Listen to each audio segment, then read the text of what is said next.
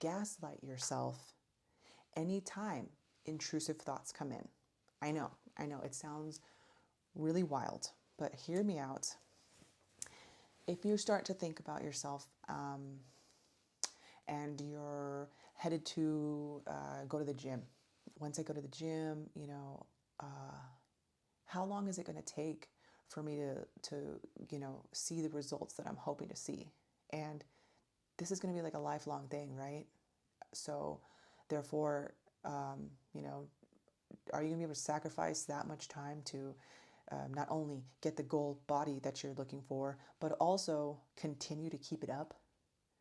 Those are some intrusive thoughts that may be making you feel defeated before even trying. And so with that being said, I'm hoping that when these kinds of thoughts come up, that you're able to kind of push them away with some gaslighting. It's not true.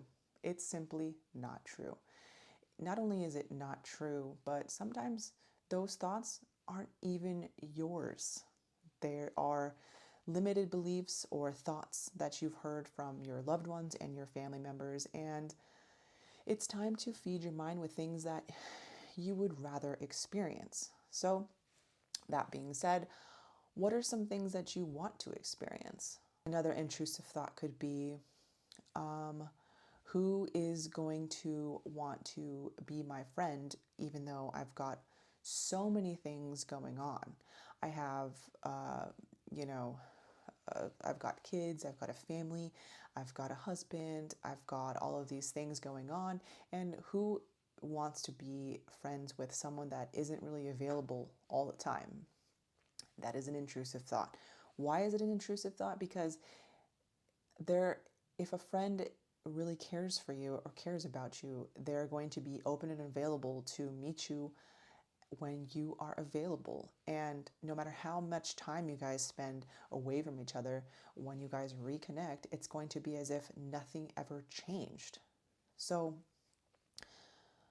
there are things that we kind of just have to feed our minds with, because again, we've heard so much over the years. We were raised by people that maybe didn't know how to show you the love and affection that you craved, and that's okay.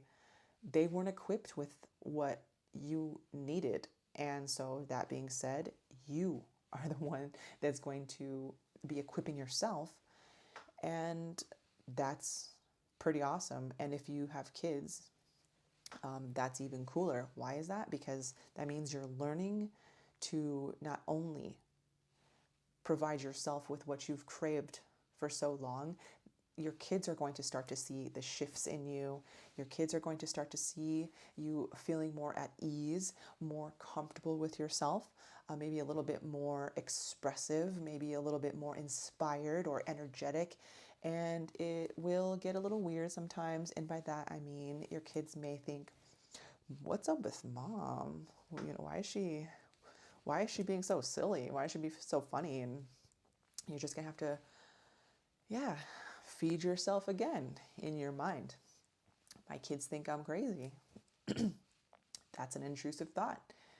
Choose to, say, hey, that's not true. My kids are used to me maybe living like this for the longest time, putting things in a square box. And now that I'm kind of a little bit more squiggly, with that being said, more fluid, more open, and available to shift my perspective, not only my perspective, also my thought process, maybe be more open to changing things around and not taking so much control.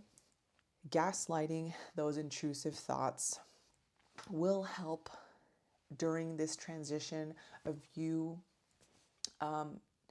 just relearning what it is that you like. What is it that you want to experience? How is it that you want to feel in your body, in your mind? Have you ever heard the saying, like, our minds are our homes, so let's make it a nice home? You see the walls that you are in your home, and you have people over, and you're able to entertain others. But what about you? What does your mind look like? Does it look like the Addams Family house with cobwebs and like creepy creatures and things that you're hiding in the closet? It doesn't need to be like that. Those are intrusive yet again.